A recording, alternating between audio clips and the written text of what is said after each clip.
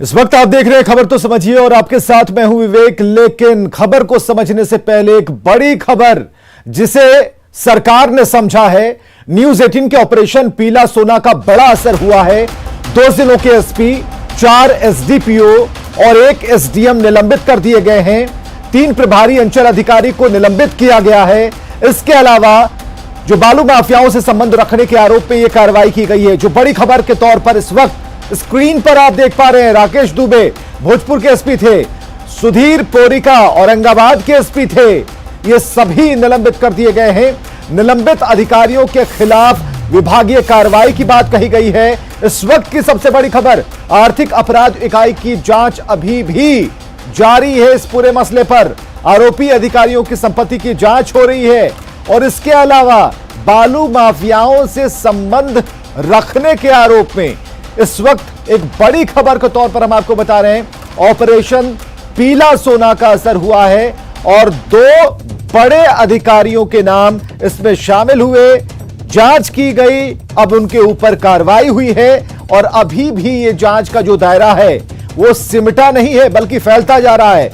इसके अलावा बालू माफियाओं से इनके क्या संबंध हैं और कितने लोगों के संबंध हैं, कौन कौन से अधिकारी इसमें मिले हुए हैं, उन सभी की पड़ताल जारी है। मुख्य तौर पर सुधीर पोरिका, राकेश दुबे, इन दोनों एसपी महोदय का नाम सामने आया। निलंबित अधिकारियों के खिलाफ विभागीय कार्रवाई होगी। बालू माफियाओं से साठगांठ के आरोप में न्यूज 18 की खबर का एक बड़ा असर हुआ है। राज्य सरकार ने आज सबसे बड़ी कार्रवाई करते हुए भारतीय पुलिस सेवा के 2 अधिकारियों को निलंबित कर दिया है। भोजपुर के तत्कालीन एसपी राकेश दुबे को निलंबित कर दिया गया है और साथ ही औरंगाबाद के पूर्व एसपी सुधीर कुमार पोरिका को भी सरकार ने आज निलंबित कर दिया है। इन दोनों अधिकारियों के खिलाफ सरकार ने विभागीय कार्यवाही भी चलाने का निर्देश दिया है। इसके अलावा 4 डीएसपी लेवल के अफसरों पर भी कार्रवाई की गई है और 4 डीएसपी को निलंबित किया गया है। इन निलंबित किए गए डीएसपी में संजय कुमार, अनूप कुमार, पंकज कुमार रावत और तनवीर अहमद का नाम शामिल है। इन सभी के खिलाफ भी विभागीय कार्यवाही चलाने का निर्देश राज्य सरकार ने दिया है और गृह विभाग ने अधिसूचना भी जारी कर दी है। इन अधिकारियों को बताया गया है कि सक्षम पदाधिकारी की स्वीकृति के बिना वे मुख्यालय को नहीं छोड़ सकेंगे। इसके अलावा जो दूसरे अधिकारी हैं उनका नाम है और डेहरी ऑन सोन के एसडीएम सुनील कुमार सिंह, जिनको भी आज सरकार ने निलंबित कर दिया है और इनके खिलाफ भी विभागीय कार्यवाही चलाने का निर्देश दिया गया है। इसके अलावा 3 प्रभारी सीओ को भी राजस्व एवं भूमि सुधार ने निलंबित कर दिया है और न्यूज 18 को जो जानकारी मिली है, परिवहन विभाग के भी अधिकारियों को आज निलंबित कर दिया गया है। निश्चित तौर पर बालू माफियाओं के खिलाफ जिस तरीके से इन अधिकारियों का साठगांठ सामने आया था, इनके खिलाफ एक बड़ा एक्शन लिया गया है और अब तक के इतिहास में बालू माफियाओं के खिलाफ जो एक्शन लिया गया है उसमें पहली दफ़ा पहले अधिकारियों पर एक्शन लिया गया है और इसके बाद इनसे जो इनपुट मिला है जांच के दौरान, उसके बाद सिविलियन पर एक्शन लिया जाएगा। और निश्चित तौर पर इस कार्रवाई ने प्रशासनिक महकमे में खलबली मचा दी है। जो जानकारी मिली है, आर्थिक अपराध इकाई यानी ईओयू की टीम इन सभी जो आरोपी पदाधिकारी हैं इनकी संपत्ति की अलग से जांच कर रही है। अलग अलग टीमें गठित की गई हैं और ये टीमें इन अधिकारियों की संपत्ति का आकलन कर रही है। निश्चित तौर पर आने वाले दिनों में न केवल इन अधिकारियों की मुश्किलें बढ़ेंगी बल्कि इन्हें कानूनी जो पेचीदगियां हैं उनका भी सामना करना पड़ेगा। और आर्थिक अपराध इकाई की टीम जिस तरीके से जांच परत दर परत कर रही है, निश्चित तौर पर इन अधिकारियों की मुश्किलें बढ़ेंगी और इन्हें कई मुश्किल हालातों का सामना करना पड़ेगा। कैमरा पर्सन अजय दुबे के साथ संजय कुमार, न्यूज 18 पटना।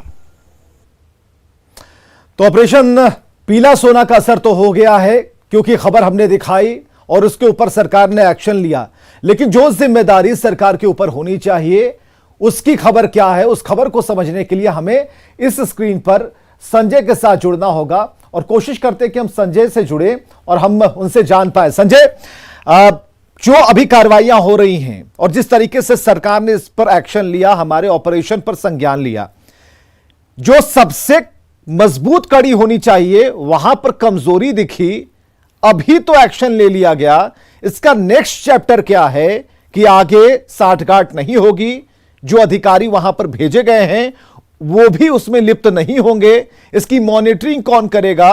क्या इस पूरी तैयारी को राज्य सरकार ने बिल्कुल प्रैक्टिस में ले लिया है?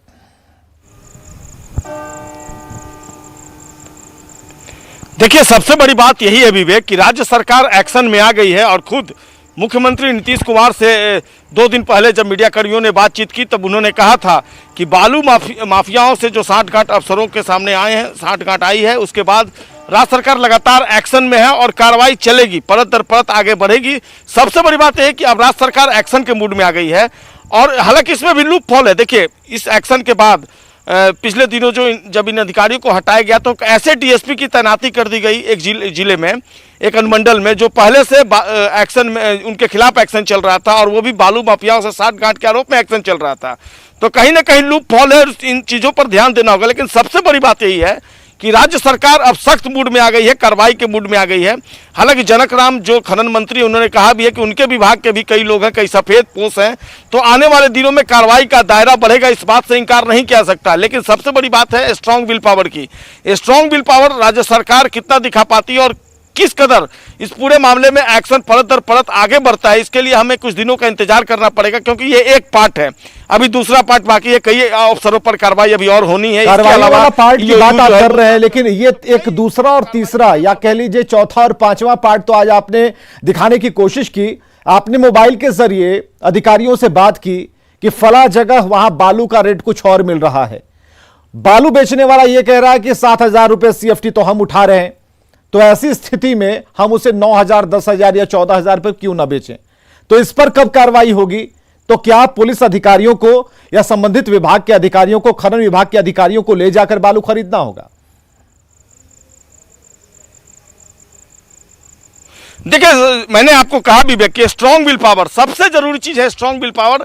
और अब जबकि राज्य सरकार ने अपना स्ट्रांग विल पावर दिखाना शुरू कर दिया है, तब उम्मीद की जानी चाहिए कि आने वाले दिनों में राज्य सरकार। चलिए, बहुत बहुत शुक्रिया संजय हमसे बातचीत करने के लिए, तमाम जानकारियों के लिए। तो जो कुल मिलाकर जो चीजें सामने आ रही हैं उसके मुताबिक एक स्ट्रांग विल पावर की बात कही जा रही है, या कि अभी जो इच्छा शक्ति सरकार ने जगाई है ये थोड़ा पहले करना चाहिए था। अगर कर भी दिया है तो जरूरी ये है कि आगे आप मॉनिटर करें कि कहीं कोई दिक्कत तो नहीं हो रही है। कहीं आपने, ठीक है, 2 अधिकारियों को निलंबित कर दिया, कई अधिकारियों को सस्पेंड कर दिया, विभागीय कार्रवाई होगी, लेकिन इसके बाद क्या होगा? अगर यही चीजें चलती रहीं तो इस पर भी ध्यान आप ही को देना होगा, बार बार देना होगा, क्योंकि जो पीला सोना है बिहार में उसकी तो लूट मची है। अभी कोई नया अधिकारी अगर वहां पर अपॉइंट किया जाता है तो क्या गारंटी है कि बालू माफियाओं का जो एक बड़ा रैकेट है, जिससे इस बात का कोई फर्क नहीं पड़ता कि अगर गाड़ी की जब्ती होती है जो 4 लाख रुपए देकर छुड़ा लेंगे तो वो कई कितने रुपए खर्च कर सकता है। तो ये सारी चीजों को समझना भी होगा। हालांकि सरकार की हौसला अफजाई करनी होगी कि उन्होंने कम से कम कदम तो उठाया। चलिए, खबर को समझिए कि कहीं ना कहीं बड़ी गड़बड़ी सामने आई। कार्रवाई से साफ है कि अधिकारियों की मिली भगत है और बालू के अवैध खनन को लेकर अब तक की सबसे बड़ी कार्रवाई के तौर पर इसे देखा जा रहा है। बड़े अधिकारियों पर सरकार ने कार्रवाई की है और इसी महीने की 14 तारीख को आरा और औरंगाबाद के एसपी को हटाया गया था, जिनके नाम कुछ देर पहले हम रिपीट कर रहे थे, जोर जोर से बोल रहे थे। नीतीश कुमार ने 2 दिन पहले कहा कि बालू का अवैध खनन ना हो और इस पर निगरानी रखी जा रही है, यानी मॉनिटरिंग की जा रही है। नीतीश कुमार ने इशारा किया था कि दोषी अधिकारियों को बख्शा नहीं जाएगा।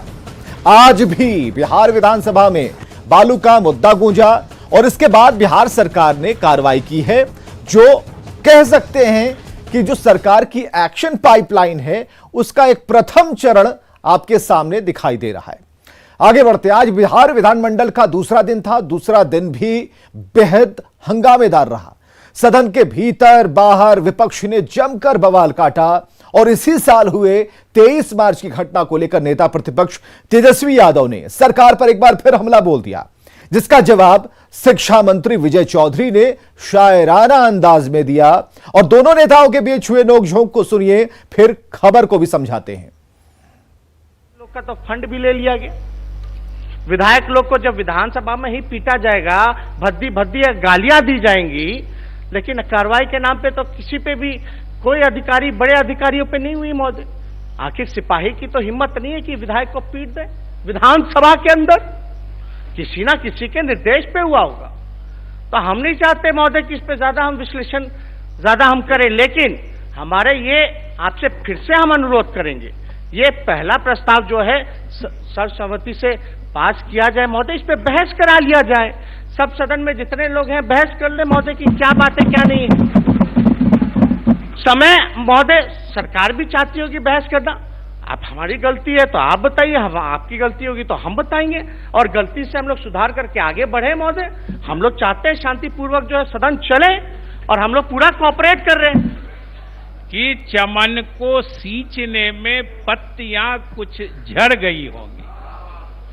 चमन को सींचने में पत्तियां कुछ झड़ गई होगी, यही इल्जाम है हम पर बेवफाई का। मगर महोदय, मगर चमन को रौंद डाला जिनने अपने पैरों से, वही दावा करे है इस चमन के रहनुमाई का। चलिए तो समझिए कि 23 मार्च को क्या हुआ था। इस खबर को समझना बेहद जरूरी है, क्योंकि 23 मार्च को सदन में हुआ था हंगामा, वो भी जोरदार हंगामा। विशेष सशस्त्र पुलिस बल विधेयक के विरोध में विपक्षी विधायकों ने हंगामा किया, यहां तक कि स्पीकर को भी बंधक बनाने की कोशिश हुई थी उन्हीं के चैम्बर में। बाद में सदन की कार्यवाही शुरू हुई और इसमें चर्चा के दौरान विपक्षी विधायक उग्र हो गए। विधायकों को बाहर निकालने के लिए मार्शल तक को बुलाना पड़ा था। पटना के डीएम पहुंच गए, एसपी साहब पहुंच गए और इन दोनों को विधानसभा तलब किया गया। पुलिस और विधायक आपस में भिड़ गए, विधायकों को जबरदस्ती बाहर निकाला गया। हंगामे के बीच बिहार सशस्त्र पुलिस बल विधेयक बिहार विधानसभा में पारित हुआ था। तो 121 दिन बाद इस घटना को लेकर कार्रवाई हुई, जिसमें 2 सिपाही सस्पेंड किए गए हैं। अपडेट यही है, घटना के खिलाफ कार्रवाई के लिए स्पीकर ने आचार समिति गठित की है, जिसकी रिपोर्ट अब तक नहीं आई है, रिपोर्ट आनी बाकी है। और रिपोर्ट आने से पहले विपक्ष बवाल पर बवाल काट रहा है और ऐसे में जनता के मुद्दे गौण हो गए हैं, विकास की बात बेमानी है। आगे बढ़ते हैं। 23 मार्च की घटना को लेकर विपक्ष ने जमकर बवाल काटा आज, लेकिन सबसे बड़ी बात यह है कि खुद नेता प्रतिपक्ष तेजस्वी यादव ने ऐलान कर दिया कि समूचा विपक्ष विधानसभा की कार्यवाही का बहिष्कार करेगा।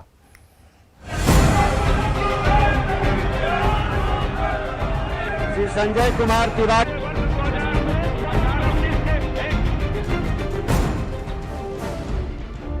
तकरीबन 94 दिन पहले यानी 23 मार्च 2021 की वो तारीख थी जब बिहार विधानसभा के भीतर वो सब कुछ हुआ था जिसे लोकतांत्रिक व्यवस्था में कतई नहीं होना चाहिए था।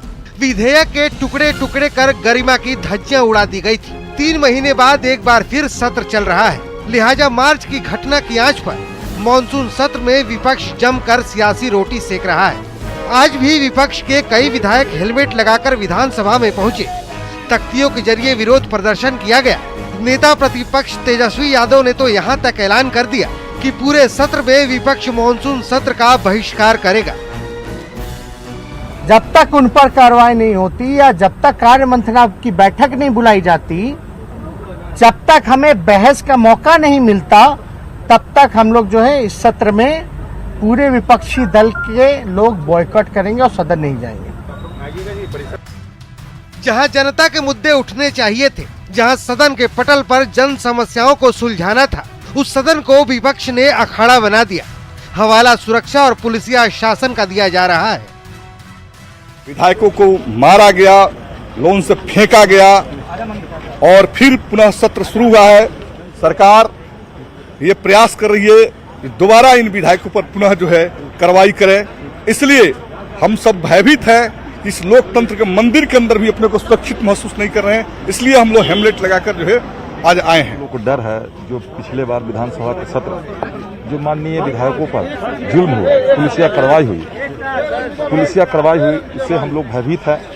हम लोग आते हैं कभी डंडा चल जाए, गोली चले, इसलिए हम लोग हेलमेट लगा के आए, अपनी सुरक्षा के लिए हम लोग आए हैं, क्योंकि विधानसभा भी अब सुरक्षित माननीय विधायक नहीं है तो आम आवाम कैसे है? तो क्या हेलमेट लगाने से आप सुरक्षित रहेंगे? और लाठी डंडा से पिटाई चला, उससे तो हम लोग कपार कम से कम नहीं फूटेगा ना, सर नहीं फूटेगा। माननीय सदस्यों को पीटा गया, मर्यादा को तार तार किया गया, तो आज मुझे भी डर लग रहा है कि हम आए हैं और किस प्रकार से कहीं बिहार पुलिस ना हम माननीय सदस्यों पर हमला कर दे, इसलिए सर का बचाव हो, इसी सर के बचाव के लिए हम आज यहाँ आए। दरअसल 23 मार्च की घटना को लेकर विपक्ष सदन के अंदर चर्चा की मांग की जिद पर अड़ा है, जबकि 23 मार्च की घटना पर कार्रवाई के लिए विधानसभा अध्यक्ष अधिकृत है। आचार समिति इस मुद्दे पर जांच कर रही है, जिसकी रिपोर्ट आनी बाकी है। ऐसे में जनहित के मुद्दे पर चर्चा की बजाय विपक्ष का ये शोर जनता के साथ धोखा है। न्यूज़ 18 के लिए आनंद अमृतराज, शैलेंद्र कुमार और अमित कुमार की रिपोर्ट।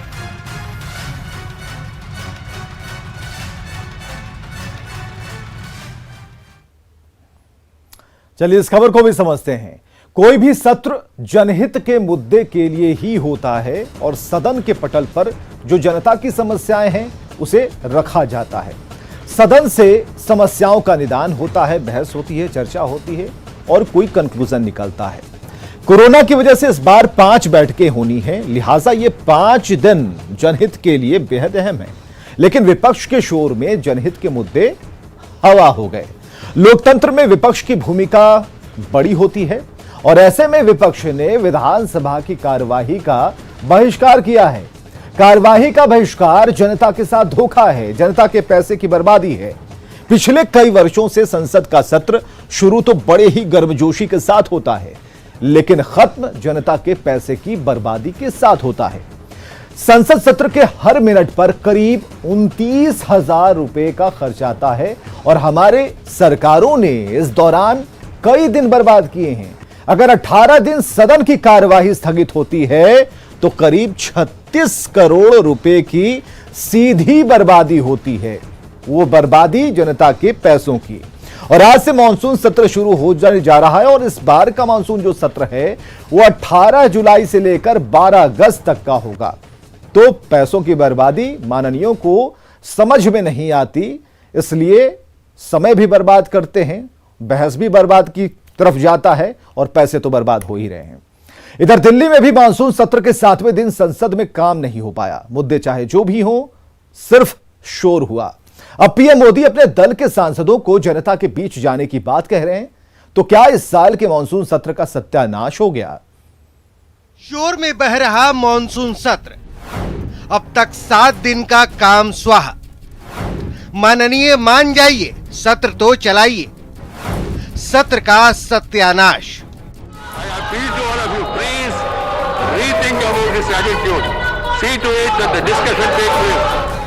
चाहे लोकसभा की कार्यवाही हो या फिर राज्यसभा की, दोनों जगह सिर्फ हंगामा बरपा है। दोनों सदनों के अध्यक्ष मिन्नतें करते रहे, लेकिन कोई असर नहीं हुआ। बार बार कार्यवाही स्थगित करनी पड़ी। मिन्नतों से भी जब माननीय नहीं माने तो कार्यवाही स्थगित कर दी गई। अब सबसे बड़ा सवाल यही है कि क्या इस साल के मानसून सत्र का सत्यानाश हो जाएगा। सवाल इसलिए क्योंकि इस सत्र के 7वें दिन भी जमकर हंगामा हुआ। सिर्फ विपक्ष के मुद्दे बदलते रहे, कुछ पेगासस मामले को लेकर अड़े हुए हैं। डेमोक्रेटिक इश्यूज को या डेमोक्रेटिक तरीके से इश्यू को सुलझाने के लिए वो तैयार नहीं है। हम बातचीत करने के लिए भी तैयार है। Without the discussion on this issue we won't allow any other business to run. जनहित के मुद्दों पर, देश के हित के मुद्दों पर ये सरकार चर्चा नहीं करेगी तो हम देश के विरोध में जो बिल लाए जा रहे हैं उन पर चर्चा सुनने के लिए, करने के लिए तैयार। तो कई नए कृषि कानून के मुद्दे पर अड़े हुए हैं। हालांकि किसानों के मुद्दे पर बीजेपी की तरफ से भी पलटवार किया गया। 7वां दिन है जब से यह सदन बैठा है और 7 दिन लगातार हर रोज मैं एडजॉर्नमेंट नोटिस दे रही हूँ कि आप बाकी बातें बंद करके जो 550 किसान मर गए, रोज मर रहे हैं, आप पहले उस पर चर्चा करिए। अब ये ना एमएसपी पे चर्चा करते हैं, न किसान की जमीन जाएगी उस पर चर्चा करते हैं, न ये 3 कृषि विधेयकों पे चर्चा करते हैं। ये किसान के कंधे पे बंदूक रख के राजनीति कर रहे हैं।